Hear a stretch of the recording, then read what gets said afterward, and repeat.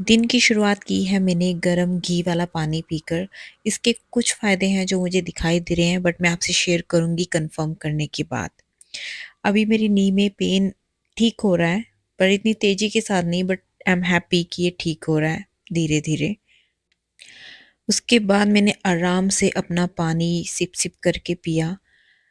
कहते हैं कि सुबह हमेशा पानी सिप-सिप करके ही पीना चाहिए, सो दैट जो भी आपकी रात भर जो आपके मुँह में लार बनी है वो धीरे-धीरे करके अंदर जाए और वो आपके स्टमक के लिए बहुत अच्छी होती है।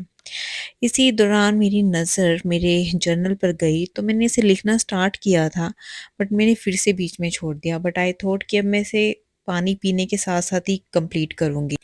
इसके फ्रंट पेज पर मैंने ये जोश से भरे हुए सेंटेंसेस लिख रखे हैं कि जब भी मेरा मूड ख़राब हो, मैं अच्छा ना फ़ील कर रही हूँ, मैं इन्हें रीड करूँ और बिल्कुल चार्ज हो जाऊँ। होता है ना, लाइफ में सबके साथ होता है, हर दिन आप अच्छा फ़ील नहीं कर सकते, हर दिन आप बुरा फ़ील नहीं कर सकते, बट एटलीस्ट जिस दिन आप बुरा फ़ील करो उस दिन ऐसा आपके पास कुछ होना चाहिए जिससे आप पढ़ो और अपनी लाइफ में आगे बढ़ो, फिर से ऑन द ट्रैक आ जाओ। तो ये सेंटेंसेस मेरे लिए वो काम करते हैं। इसके बाद मैंने पी ब्लैक कॉफ़ी, बहुत कड़वी थी, बट इसके बहुत सारे अमेजिंग फ़ायदे हैं, दैट्स व्हाई ये एक एनर्जेटिक ड्रिंक है। एंड बिल्कुल लाइट वार्म अप करना मैंने स्टार्ट किया, बिल्कुल अपनी नेक को, रिस्ट को एंटी क्लॉकवाइज और क्लॉकवाइज घुमाते हुए, बिकॉज़ जितने भी हमारे जॉइंट्स हैं हमको उनको वर्किंग में रखना चाहिए, so that they will work proper. जब एक औरत माँ बनती है तो उसकी लाइफ में बहुत सारे चेंजेस आते हैं, और सबसे ज़्यादा चेंजेस तो उसके शरीर में आते हैं। वो पहले कैसे होती थी और वो बाद में कैसी हो जाती है। तो ऐसे में डेफ़िनेटली जो एक मेंटल हेल्थ होती है उस पे एक नेगेटिव इम्पैक्ट पड़ता ही है। बट ऐसे में अगर उसके घर वाले साथ होते हैं, उसको सपोर्ट करते हैं, मोटिवेट करते हैं, या फिर बताते हैं कि बस ये एक फ़ेज़ है, बहुत जल्दी ये गुज़र ही जाएगा, तो उसे इन बातों से बहुत सपोर्ट मिलता है। इस दुनिया से हम सभी ने खाली हाथ ही चले जाना है। जो हमारे काम आएगा वो यही आएगा कि हमने यहाँ पर इंसानियत कितनी दिखाई है। एक इंसान होने के नाते हमेशा एक दूसरे को हेल्प करें, एक दूसरे को आगे बढ़ने में सपोर्ट करें, ना कि उसकी लेग पुल कर कर नीचे गिराएँ। हम सभी की लाइफ में एक टाइम ऐसा आता है जब हम किसी चीज़ को, किसी पर्पस को बहुत एग्रेसिवली चाहते हैं कि बस एज़ सून एज़ पॉसिबल वो हमें मिल जाए। और यूनिवर्स उतना ही डिले करता रहता है वो हमें चीज़ देने में। बिलीव मी, अभी यहाँ पर आपके पेशेंस का टेस्ट हो रहा है। जितना ज़्यादा आप पेशेंस दिखाओगे, आप देखना वो चीज़ जब आपको मिलेगी ना, उसकी मिलने की खुशी 100 गुना से भी ज़्यादा होगी। आप इमेजिन भी नहीं कर सकते उस चीज़ की मिलने की खुशी आपको कितनी होगी, और वो लोग लाइफ तक आपके साथ रहेगा।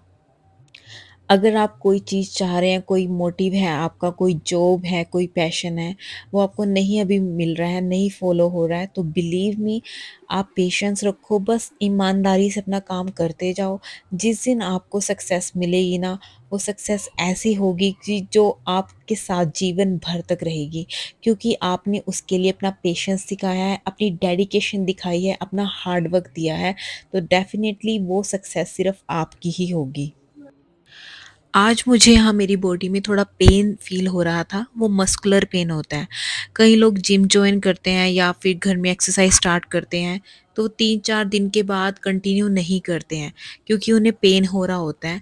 वो पेन कोई वर्स्ट पेन नहीं होता, वो आपका मस्कुलर पेन होता है, बिकॉज़ अभी तक आप आइडल थे, बिल्कुल एक्सरसाइज़ नहीं कर रहे थे, और जब आप एक्सरसाइज़ करते हो तो आपकी मसल्स जो पहले की बनी होती हैं वो टूटने लगती हैं और न्यू मसल्स बनने लगती हैं। तो इन सब में जब आपकी जो प्री मसल्स होती हैं वो टूटती हैं, तो उन टूटने का पेन होता है।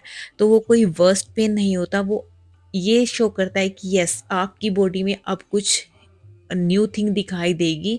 आप जो वर्कआउट कर रहे हो वो आपके शरीर को लग रहा है, अब आपकी न्यू मसल्स बन रही हैं।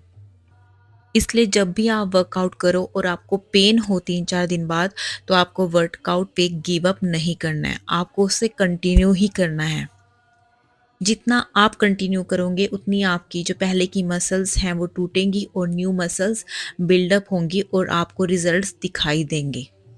यहाँ पर मैं अपनी एक्सरसाइज़ेज़ के एक-एक सेट दिखा रही हूँ कि मैं ये एक्सरसाइज़ कर रही हूँ अपनी अपर बॉडी के लिए, क्योंकि अगर मैं पूरी एक्सरसाइज़ दिखाने लगी तो वीडियो बहुत लॉन्ग हो जाएगी। वर्कआउट के बीच में ही मैंने अपने हस्बैंड के लिए नाश्ता बनाया और उन्हें ऑफ़िस के लिए भेजा। जब उन्हें भेज रही थी ऑफ़िस के लिए तो मैंने ये प्यारा-सा सनराइज़ देखा एंड अभी ऑलमोस्ट मेरा वर्कआउट होने ही वाला है, तो मैंने सोचा वर्कआउट ख़त्म करने से पहले मैं ये डीप ब्रेथ लूँ।